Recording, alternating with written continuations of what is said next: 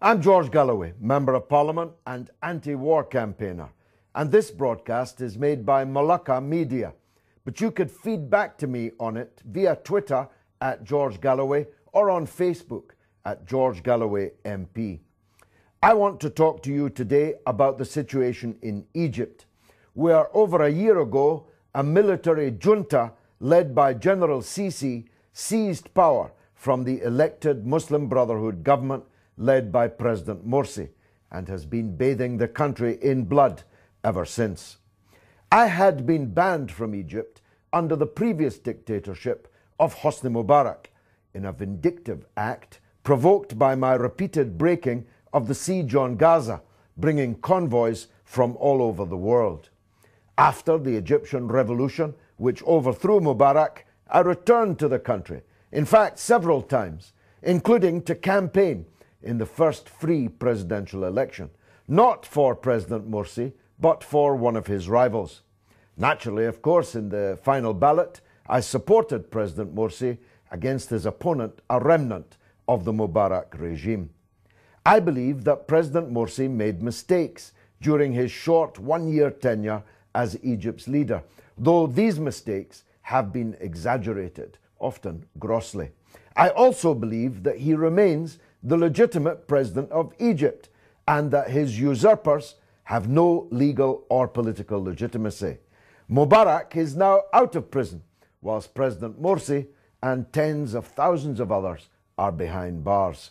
The remnants of the old regime are back with a vengeance. The military junta, which is what it remains, despite the general appearing nowadays in a lounge suit, has systematically reversed the gains of the revolution and ruthlessly repressed not just the supporters of the legal, legitimate president, but even those who misguidedly supported the military coup. Now, Islamists, leftists, liberals, Arab nationalists, human rights campaigners fill the prisons together, and the torture chambers, even the graveyards. The luckier ones have merely been internally banished to the rank of non-persons. The grim prison state that is now General Sisi's Egypt is worse, much worse, than the dictatorship of Hosni Mubarak. And that's saying something. With remarkable smoothness, the so-called international community has pretended that none of this ever really happened. Those who are forever telling us how much they believe in democracy have nothing to say about the overthrow of democracy in Egypt, and after just 1 year. Those who endlessly lecture the world on human rights have lost their tongues at the wholesale mass imprisonment of human rights campaigners, at the widespread use of torture, at the mass death sentences being handed out after farcical trials, sometimes lasting just a few hours. And those who are ready to go to war when governments gun down their own people have forgotten, if they even noticed, the massacre of Rabaa, in which thousands of civilian protesters were shot down like fish in a barrel, trapped in a square and slaughtered. Those who mournfully commemorate Tiananmen Square can't even bother to pronounce Rabaa and don't even pretend to care about it.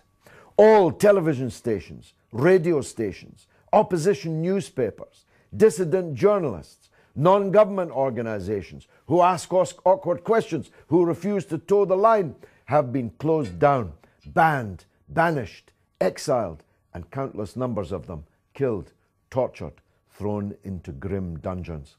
Sisi now leads one of the most ruthless dictatorships in the world, but you would never know it if your information came only from the so-called mainstream media. The other Arab dictatorships, particularly Saudi Arabia and the United Arab Emirates, themselves terrified at the prospect of democracy in their own countries, are pouring in billions of dollars to the coffers of the Egyptian junta, most of it, as usual, being snaffled by the army. The army has been restored to its former inglorious role of owning banks, hotels, shops, factories, farms. Sisi, hailed by some misguided people who hopefully now know better, as the new Nasser has turned out to be just another tin-pot military ruler faithfully carrying out the orders of Israel and the United States. The siege of Gaza has been intensified by Sisi, tunnels destroyed, the gates of Rafah locked fast. Close coordination between the junta and the Zionist state has resumed with full force. The Muslim Brotherhood, which for decades endured brute tyranny without resort to violence, and which so recently won the free elections in Egypt, have now been pronounced a terrorist organization and wiped off the official political map of Egypt. Egypt matters. It is the heart of the Arab world, the most important Arab country. Democracy matters.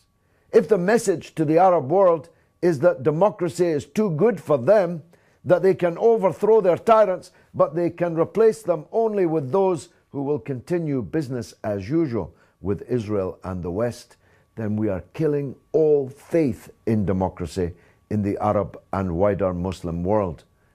And what will be the result of that? One obvious conclusion that the Arabs may draw is that democracy is a chimera, a sham, a fraud, and that there is no point in it. What could be more radicalizing, fanaticizing, extremizing than what has happened to the elected Islamist government in Egypt? If this conclusion is the one that is drawn, then we will all reap a terrible harvest, because Muslims will increasingly be drawn to the Al-Qaeda, ISIS view of the world, with all the terrible consequences for them and for everyone which will flow. I hope that is not the conclusion which will be drawn, that instead the struggle for freedom in Egypt and elsewhere will take a different course and take cognizance of the mistakes that President Morsi made and the mistakes made by his opponents, which have helped lead to the disaster in Egypt. In the short term, we must encourage unity in Egypt against the dictatorship and for a return to democracy.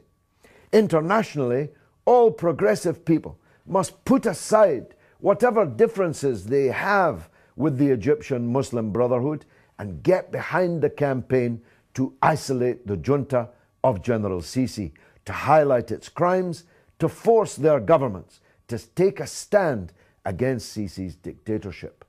Over the next few months, I will be doing everything I can to build that broad alliance. I hope you will join me. Wassalamu alaikum, and peace be on all of you.